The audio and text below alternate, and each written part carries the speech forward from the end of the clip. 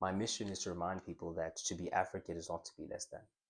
You don't have to come from a certain place, speak a certain way. It's just competence over false confidence, which leads to dominance over those who fake prominence.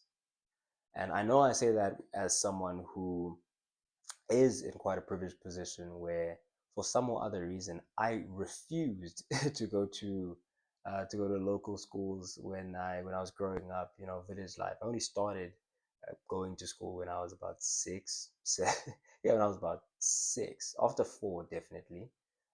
Yeah, sixth grade R is those are some of my earliest memories. And at that time, I'm around certain people. I'm watching television, stuff like that, and so managed to pick up the accent, eh?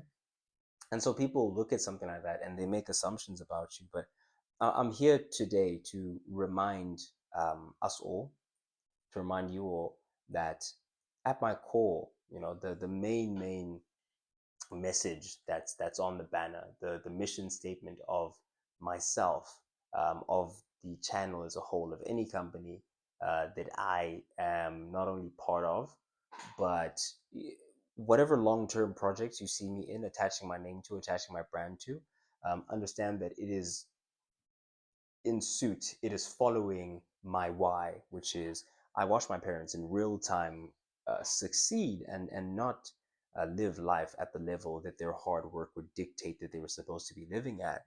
It really deeply confused me as a kid, that my parents were working so hard and yet not living the way that hard work would merit. And that's with all the academic accolades behind them, with having done all the right things. Do you see what I'm trying to say?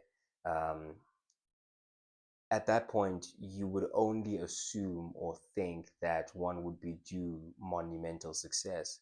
And so when that wasn't the case, it really hit me that there must be another way. There must be a better way. There must be a different way to play the game aside from actually going through the motions. This is exactly what they did: is go through the school system, you get a job, you upgrade jobs, you go to this job, you go to and playing that game is one thing. I'm not saying that it's incorrect, but I said there has to be another way. There has to be a system that I'm not understanding, and never mind anyone else's understanding. There must be a system that I wasn't understanding, because in my mind, if I followed suit and did exactly what they did, I'd also end up at that same level.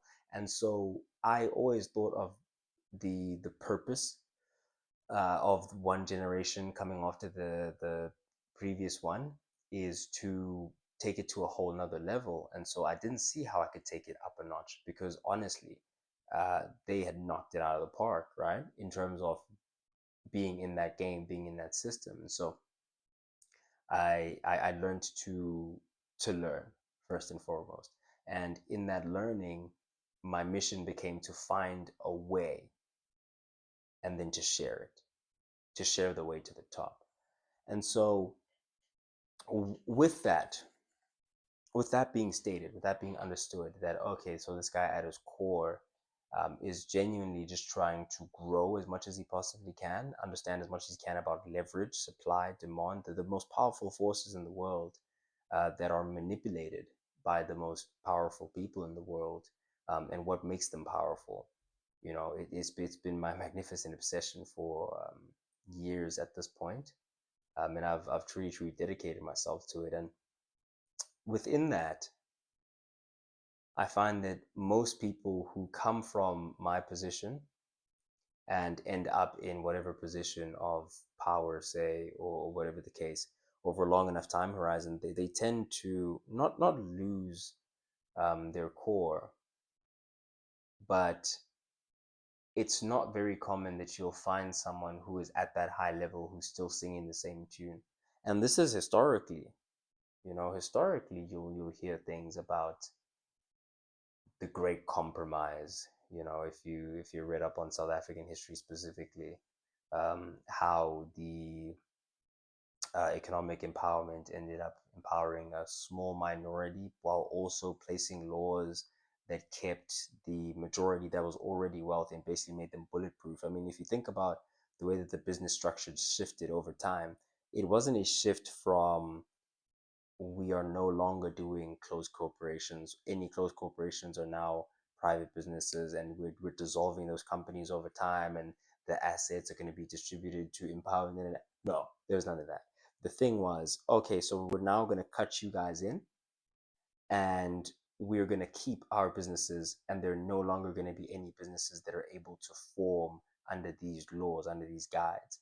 The thing that I'm talking about now in particular is closed corporations, the concept of a closed corporation, which is a basically like a privately run company, but with much less I's and T's, much less T's to cross, I's to dot, right? And so it's a much looser form of business. So you can get away with a lot more tax wise and this, that, the third.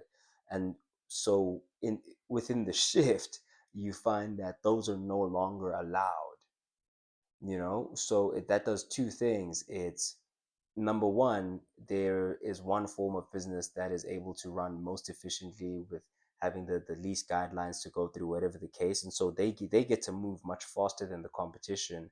And not only were they not dissolved, but also they took away the ability for new ones to be created. And so now that the economic transformation, let's call it, had been initialized, what had been lost in that process is the ability to kind of create those same circumstances, and then perhaps from that to veer off into something else. And so it's been a very, very long and interesting journey trying to find this thing out, trying to be, on that on that mission of, finding out what it is that we came from, in order to better understand where it is that we're going according to the direction that we've chosen to go now. And on top of that, another layer of that is that Africanism, just that search for oneself, but deeper than oneself. I'm looking for ourselves. I'm looking for us. I'm not just looking for what was, but I'm looking for what that means about who and where we are now. Because we do live in a very interesting time when there are people who I would consider more African than a lot of black people that live in the same vicinity. And I don't just mean, again, the accent or or even the way of life. There can be Afrikaans people whose families have been here for generations upon generations, and they would live, breathe, die for Africa, versus there are black people who, at the first chance they get, will jump ship, move to France, and never come back again. There's no interest of relocating, redistributing the resources, sending money back home, trying to build a homestead, trying to, feed, pump into the African economy in any way, shape, or form. They just choose to jump ship. And I think that's un-African, and not even in like a holier than thou type of way. I'm just talking about in terms of defining words, defining terms. I don't think it would be considered pro-African to not want to distribute the resources in the homeland. Does that make sense? So yeah, I think a part of that, a very, very big part of that, is to make it cool to be African again. Um, yeah, very, very big part of where we are now and where we want to go is to acknowledge and understand that our predecessors weren't perfect. Um, Hope that they did the best that they could, but understand that whatever was, and we're not going to be able to change that at this stage of the game. Understand that no one is coming to save us, and understand that it is up to us from this point forth to first and foremost be proud of who we are, be proud of our history, be proud of our heritage, and believe that the future looks bright. I believe that if we can do those things, you know, if we can drop and support brands like the ones that I'm going to be coming out with in future, as soon as the cash injection hits, guys, I wouldn't say anything, but there would be signs. um, and the messages that I continue to put out. We continue to put out and support those types of messaging. We continue to put out and support people who are trying to retroactively document some of Xhosa history, as Xhosa. There's some Zulu history. There's some, people who are genuinely trying to go back and truly find out who it is that we are, because I don't think it was by mistake that the history was played with, manipulated in the way that it was. I think the intention was with the understanding that if we can make them lose who they were, we can make them lose who they were, then we can put them in a position where they don't know who they are, and so they can't come together and figure out where to go from here. And so anything that mends that, anything that fixes that, that puts us in the right direction and bands us together instead of pulling us apart, that's what I'm for. That's what I stand for. Thank you for watching. If you did enjoy, please do subscribe. I have been Sage, standing on business. Signing out.